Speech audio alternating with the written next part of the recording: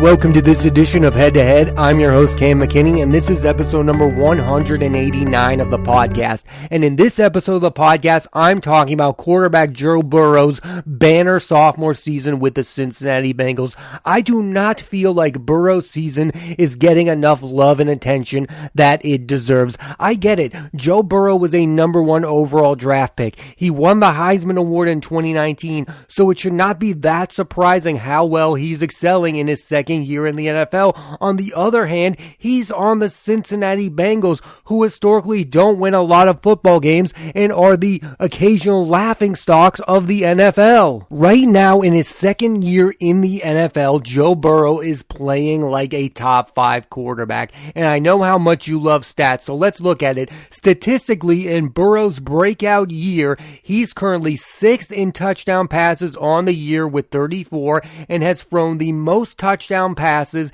in a single season by a Bengals quarterback. The record was previously held by Andy Dalton, who threw 33 touchdowns in 2013. Burrow has also broken Dalton's record for the most passing yards in a season. Dalton in 2013 threw for over 4,200 yards. Burrow this season has already thrown for over 4,600. And another way Burrow's 2021 is better than Dalton's 2013 is through completion percentage. Burrow this year at the moment has a 70 completion percentage, which is the highest among NFL starting quarterbacks. While Dalton in 2013 had a 61 completion percentage. Burrow has helped the Bengals win their first division title since 2015, and he's done something that most Bengal quarterbacks have failed to do: beat divisional rivals. In both games versus the Steelers, they won easily by a score of 41-10 in week 3 and 24-11 in week 12. And against the Ravens, they won 41-17 in week 7 and 41-21 in week 16. That's 2 wins in one season against the Pittsburgh Steelers. Let's put that into perspective. In his entire career with the Bengals, Andy Dalton had a career record of 3-12 versus the Pittsburgh Steelers. And go back before that, Carson Palmer had a 5-9 record against the Steelers.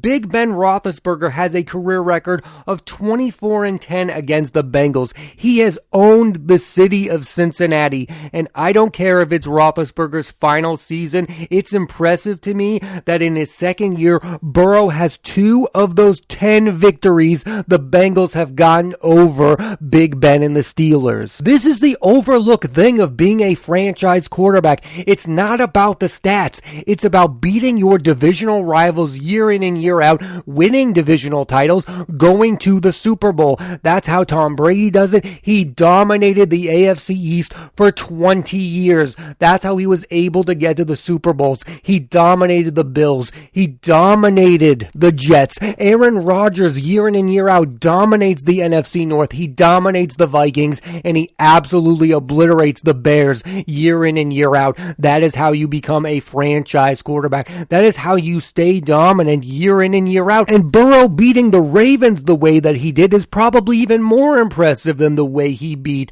the Pittsburgh Steelers. Again, the Ravens have Lamar Jackson, a former MVP quarterback. Everyone expected the Ravens to be way better than the Bengals this year, and the Bengals came in and beat them handedly. 2 weeks, they scored 41 points in both games. That's super impressive. That's how you become a dominant quarterback. You destroy your divisional rivals. For so long, the AFC North has been dominated by Big Ben Roethlisberger. It may now be a division that's owned by Joe Burrow. And Burrow offensively is obviously not doing this all by himself. He has rookie receiver Jamar Chase, who in his rookie season has 79 catches, 13 touchdowns, second only behind Cooper Kupp, and over 1,400 receiving yards, 4th most in the NFL, and he was named to the Pro Bowl. Chase and Burrow played together in college at LSU from 2018 to 2019. And I think if you want your young quarterback to do well in the NFL, you might want to consider drafting one of his college weapons, because it's worked recently. The Colts drafted Andrew Luck's former Stanford teammate tight end Coby Fleener. The Dolphins brought in Jalen Waddle, who played with Tua in Alabama, and the Eagles drafted Jalen Hurts' former Alabama teammate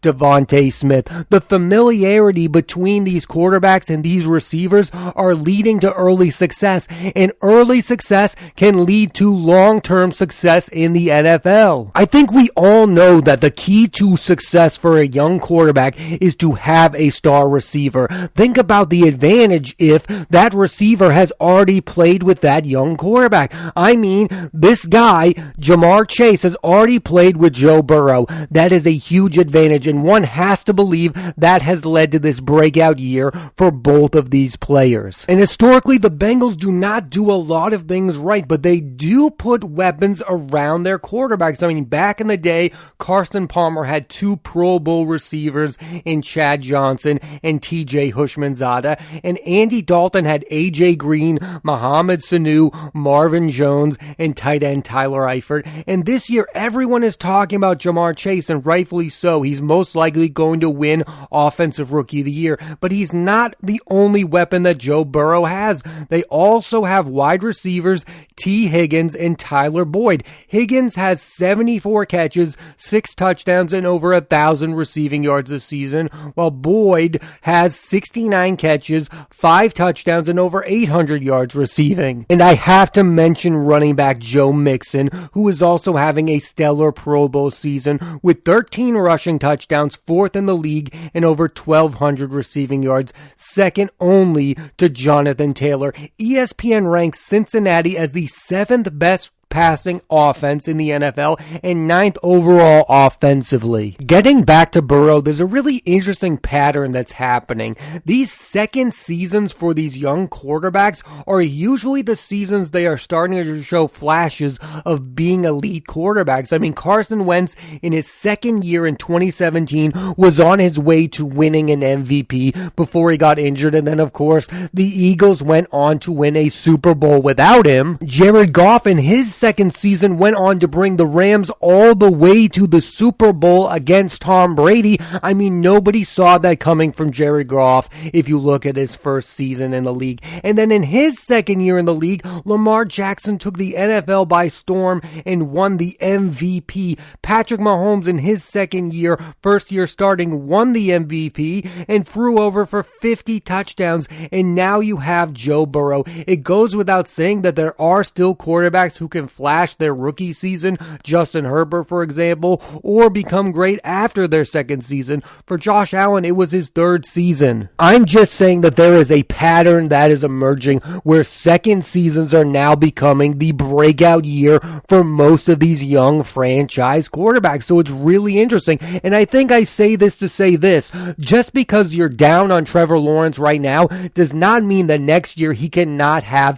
a fantastic season. And some guys that you're really high up on, like Mac Jones, we are going to see if he is elite probably by next season. I think it's a good measuring point. How good are you in the NFL by your second season? We might have a breakout year from Trey Lance of all people next year with the San Francisco 49ers. Give these quarterbacks some time to grow because they're usually not going to be great in their rookie season. But I think that second season has become a good measuring point. Another example of this is Derek Carr. Derek Carr in his second season was having an almost MVP-like season before he got hurt, and he was named to the Pro Bowl that season. I mean, I could go back even further and say Tom Brady in his second year, first year starting, took the Patriots to the Super Bowl and won the game. I think a quarterback's second year in the NFL is that year they begin to show what they could be in the long term, and I think Joe Burrow is showing this year that in the long term,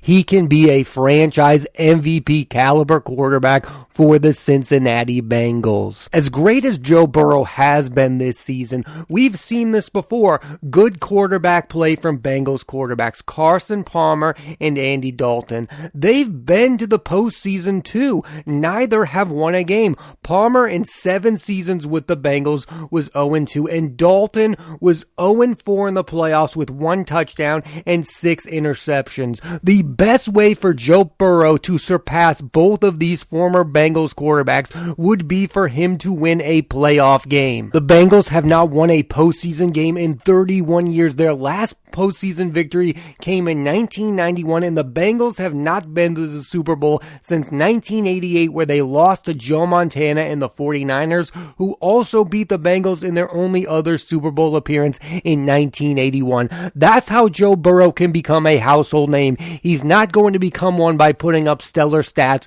with the Bengals. To put himself and the Bengals on the map, he is going to have to do something drastic, bring the Bengals to a postseason victory, or even bring them all the way to the AFC title game. If he does it this season, everyone will be talking about the Bengals and Joe Burrow. That's how the NFL works. We talk about winners. It wasn't just that Tom Brady was one of the best quarterbacks in the league. It was that he put the New England Patriots on the map. Remember, when Tom Brady got to the Patriots, nobody was talking about them. They were not a dynasty. Now they're thought of as one of the best teams in the NFL. That's how that works. They were winning. They became relevant. Just putting up decent stats on a team that isn't a mainstream team like the Cowboys and the Steelers and the Niners, that's not enough. If you want to be remembered in this league, you need to win big games. And that's what Joe Burrow has to do to cap off this brilliant year with the Bengals.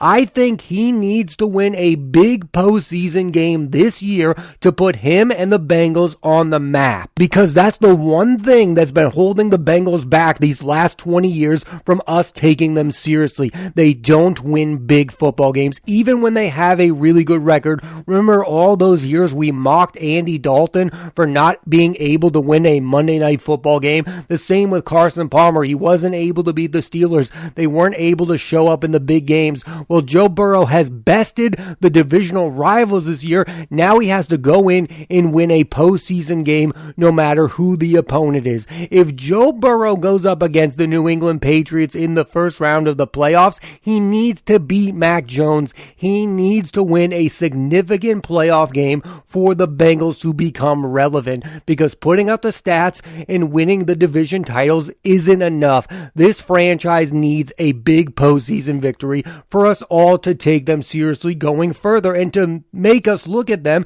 as real contenders. And if they're not able to do that, we might look at them the same way we looked at them during the Marvin Lewis era. Oh, look at the cute little Bengals over here winning some regular season games and then falling in the postseason. That's not enough for us to gauge our interest. You need to win the big games. Those are the quarterbacks we talk about. Drew Brees won a Super Bowl with the Saints. That's why we talked about Drew Brees. It wasn't because of the insane passing numbers. Is that he was able to make that team relevant. Joe Burrow has to do something similar with the Cincinnati Bengals for him to be viewed as one of the best quarterbacks in the National Football League. And I think he's capable of doing that, especially with this roster, because they have Jamar Chase. I think a lot of people are overlooking the Cincinnati Bengals, so it would be a great way, again, to cap off this brilliant year. I don't think it's a must, but I think it's important for the Bengals to get their first playoff victory in 31 seasons. I think that's important for the future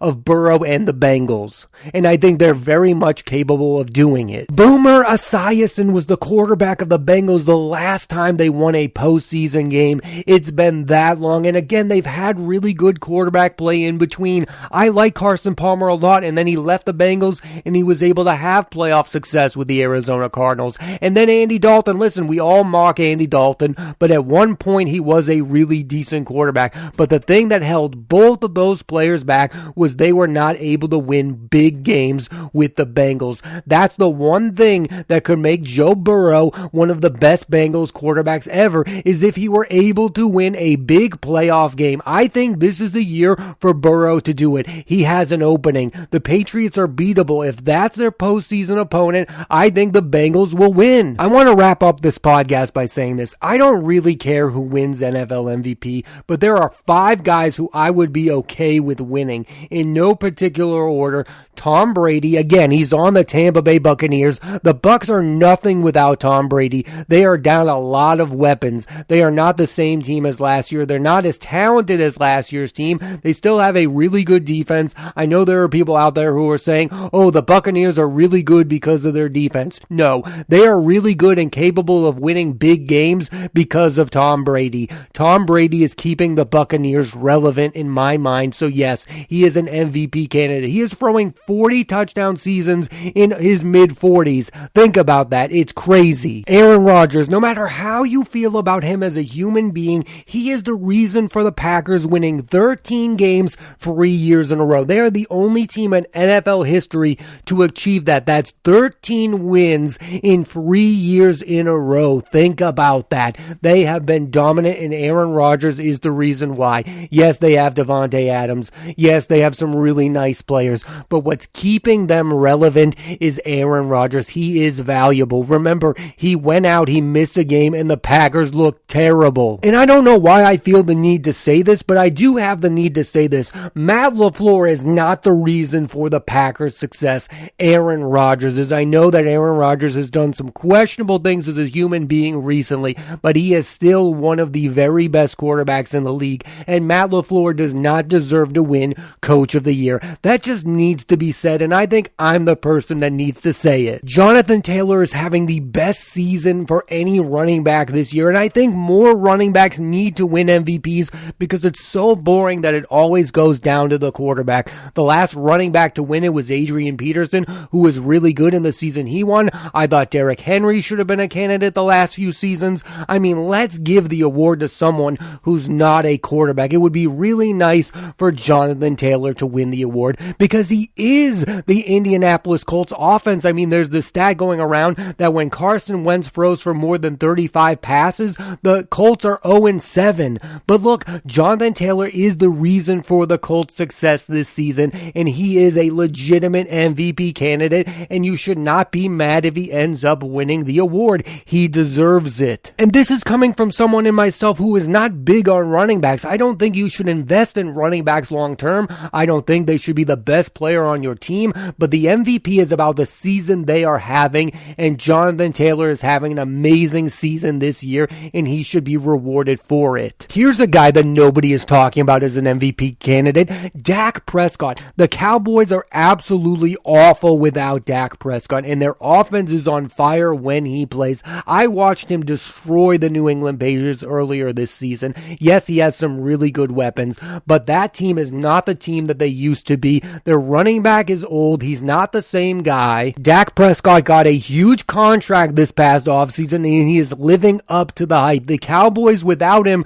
last year were not a playoff team. Then he comes back and they win the NFC East. That makes him an MVP candidate in my eyes. He is the reason for their success. He is a guy who knows how to win football games, and I think the Cowboys could go deep in the postseason because they have Dak Prescott. Mike McCarthy wins playoff games because of the quarterbacks he has, Aaron Rodgers and Dak Prescott, not because he's a good coach. And finally, you guessed it, Joe Burrow should be an MVP candidate. Think about what he's done. He's had career best years for any Cincinnati Bengals quarterback. He's won them their first division title since 2015. He beat both of their divisional rivals, the Steelers and the Ravens, twice this season by a hefty margin. I would put Joe Burrow's season ahead of Patrick Mahomes. Patrick Mahomes got off to a bad start, and he hasn't been as elite as he has been in years past, and this has been a banner year for Joe Burrow, and I think he deserves recognition.